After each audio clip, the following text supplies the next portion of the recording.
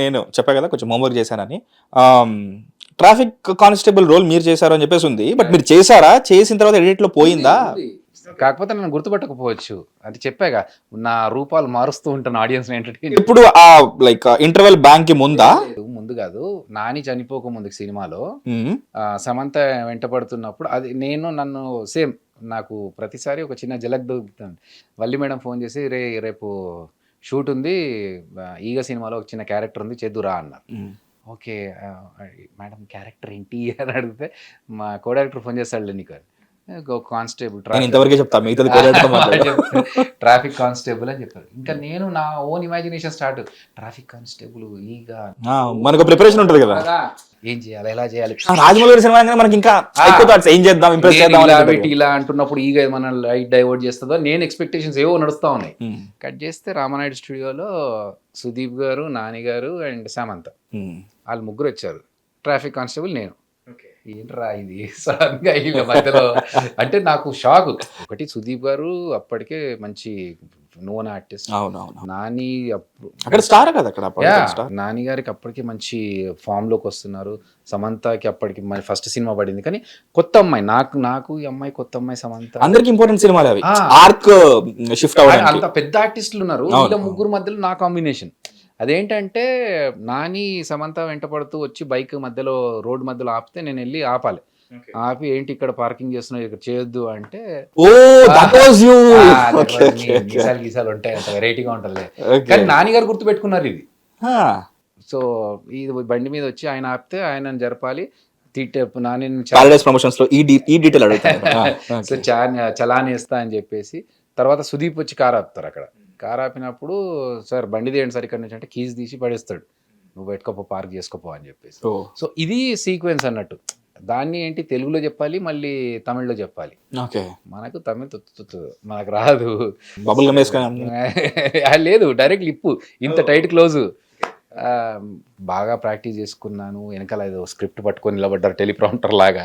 కానీ మొత్తానికి ఫినిష్ చేసాము. ఎడిట్లో లాస్ట్ మన సుదీప్ గారితో చెప్పే అది సీక్వెన్స్ పోయింది. కానీ నానిగారితో ఉన్న సీన్ ఉంది.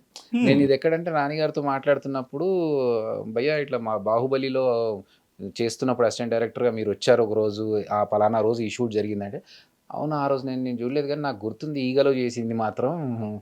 అప్పుడే షార్ట్ మనం కలిసి కాంబినేషన్ చేసింది గుర్తున్నాను. అమ్మా ఇది కాకుండా అది గుర్తుందిలే అనుకున్నాను నేను. So that was experience. Nice. అంటే మీకు లిమ్కా బుక్ ఆఫ్ రికార్డ్స్లో కూడా మీ పేరుంది. మీకు రికార్డు ఉంది, పేరుండడం ఏంటి, మీకు రికార్డు ఉంది. మీరు డాన్సర్ కూడా, అప్పట్లో ఒక సీజన్ చేశారు మీరు, రంగం చేశారు. ఇప్పుడు డాన్స్ షోస్ అనే దానికి సపరేట్ ఒక ఫ్యాన్ బేస్ ఉంది. అందులో ఎంతవరకు డాన్స్లు ఉంటున్నాయో, ఎంతవరకు సర్కస్లు ఉంటాయో అనే విషయం అది వేరే కాంట్రవర్షియల్ పార్ట్. ఎందుకు ఇటువైపు అంటే మీకు అంత ఇష్టం కదా, అంటే మీకు ఎంత ఇష్టం ఉంటే, ఎంత ఇష్టం ఉండకపోతే అంత పర్ఫామ్ చేయరు, అంత పర్ఫామ్ చేయకపోతే లిమ్కా బుక్స్లో పేరు రాదు. సో ఆ పేరు వచ్చిందని చాలా పబ్లిసిటీ చేసుకుని మనం ఇంకా చాలా చేయొచ్చు. ఇన్ఫాక్ట్ డాన్స్ రన్నర్లు కూడా బయట చాలా మంది మేము డాన్సర్లు అని చెప్పేసి చెప్పుకుంటున్నారు, ఐ మీన్ కొరియోగ్రాఫర్లు అని చెప్పేసి. అటువైపు ఏమైనా కెరీర్ చూస్ చేసుకోలేదా? నాకు లిమ్కా బుక్ ఆఫ్ రికార్డ్స్ వచ్చింది డాన్స్ ఇమిటేషన్కి. సో డాన్స్ ఇమిటేషన్ వల్లనే నేను యాక్టర్ అయ్యాను.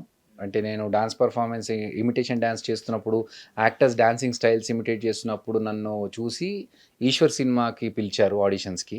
అండ్ అదే ఇమిటేషన్ డ్యాన్స్కి నాకు లిమ్కా బుక్ ఆఫ్ రికార్డ్స్ ఉంది. సో ఇవి రెండు కాకుండా మామూలుగా నేను మామూలు డాన్స్ చేస్తున్నప్పుడు సినిమాలోకి రావాలనుకున్నప్పుడు నిక్సన్ మాస్టర్ అని కొరియోగ్రాఫర్, మహేష్ బాబు గారి బాబీ సినిమాకి సాంగ్ ఉంటుంది. డీలో కూడా చేశారు కదా, డీలో వచ్చారు. రైట్. సో ఆయనది ఒక సాంగ్ ఉంటుంది, వందే మాతరం అనే సాంగ్ ఉంటుంది మన మహేష్ బాబు గారిది. దానికి ఒక 2-3 బాబీ సినిమాలో ఒక 2-3 స్టెప్స్ నేను ఐడియాస్ ఇచ్చాను ఆయనకి, బయట పరిచయం, దీంట్లో డాన్సర్గా కాదు. అంటే అప్పుడు అడిగారు, do you want to join me as a assistant choreographer అని. నీకు మళ్ళీ డాన్సర్గా ఈ స్టెప్ బై స్టెప్ కాకుండా డైరెక్ట్ అసిస్టెంట్ కొరియోగ్రాఫర్ చాయిస్ ఇస్తాను, if you want I will get a card for you అన్నారు. అటు వెళ్దామా డాన్సర్గా, కొరియోగ్రాఫర్ సైడ్, లేకపోతే యాక్టింగ్ సైడ్ ఇటు వెళ్దామా అని చిన్న డైలమాలో ఉండింది. కోఇన్సిడెన్స్ ఏంటంటే కరెక్ట్ ఆ డైలమాలో ఉన్నప్పుడే యాక్టర్గా అవకాశం వచ్చింది నాకు. ఓకే. సో అది స్కిప్ అయింది. బట్ సినిమాలు జబర్దస్త్లో కూడా మా ప్రతి స్కిట్లో ఒక చిన్న డాన్స్ మూమెంట్తో ఎంట్రీ ఇస్తాం. ఆ డాన్స్ టాలెంట్ని అలా అలా కంటిన్యూ ఓ చిన్న సాటిస్ఫాక్షన్ ఇక్కడ కవర్ అవుతుంది అనమాట. సో నాకు రోజా గారు, ఇంద్రజ గారు ప్రతిసారి డాన్స్తో వచ్చినప్పుడల్లా నీ డాన్స్ చూస్తే చాలు మాకు హ్యాపీగా ఫీల్ అవుతుంది, మాకు we are very you know happy to see you dancing అని చెప్తూ ఉంటారు.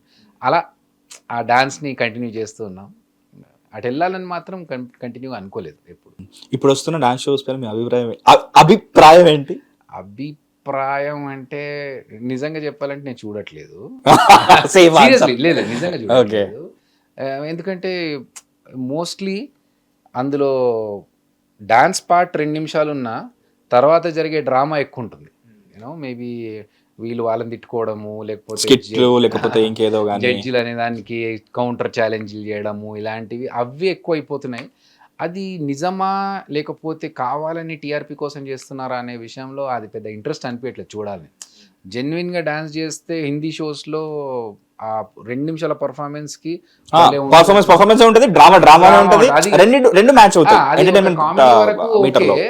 బట్ ఈ ఫైట్ చేసుకొని మధ్యలో అలిగి వెళ్ళిపోవడాలు ఇవన్నీ ఉంటాయి కదా, అవి ఎందుకో చూడాలనిపించలేదు, చూడట్లేదు సరిగా. అన్న సోఫార్ మీరు అసలు ఎన్ని ఫిల్మ్స్ చేశారు? మీరు యాక్ట్ చేసింది ఎప్పుడు కౌంట్ చేసుకోలేదు. బట్ నాకు గుర్తున్న మెయిన్ పిక్చర్స్ అయితే మెయిన్గా నాకు ఈశ్వర్, విష్ణు, విద్యార్థి, గౌతమ్ ఎస్ఎస్సి నాకు బాగా ఇష్టమైన సినిమా. తర్వాత నవీన్ చంద్ర అప్పుడు స్టార్టింగ్లో ఉన్నప్పుడు కళ్యాణం అని ఒక సినిమా చేసాము. అవును. సో అప్పుడు ఫ్రెండ్సే ఇప్పుడు కొంచెం మంచి స్టేజ్లో ఉన్నారు, లైక్ అనిల్ రావిపూడి గారు కావచ్చు. మీరు రైటింగ్ కూడా చేశారు కదా? యా. సో అట్లా ఉన్నాయి, కొన్ని సినిమాలు చేసాము, కొన్ని మెయిన్ లీడ్గా చేశాను, లైక్ చాటింగ్ కావచ్చు, chatting, Kshanakshanam, white paper, insecure ఇన్సెషన్ సంథింగ్ ఏదో ఉంటుంది, ఇంకోటి సంథింగ్ పేరులో ఉంటుంది, ఫర్గాట్. ఓకే, నేను మర్చిపోయాను అది. ఓకే. సో కొన్ని చేసాం. వైట్ పేపర్ అని చెప్పి ఒక ఎక్స్పెరిమెంటల్ ఇది. పాయింట్ బ్లాంక్ నాకు బాగా, దాని సెకండ్ సీజన్ కోసం, సెకండ్ సీక్వెల్ కోసం వెయిట్ చేస్తున్నాను చాలా మంది. చేద్దాంలే.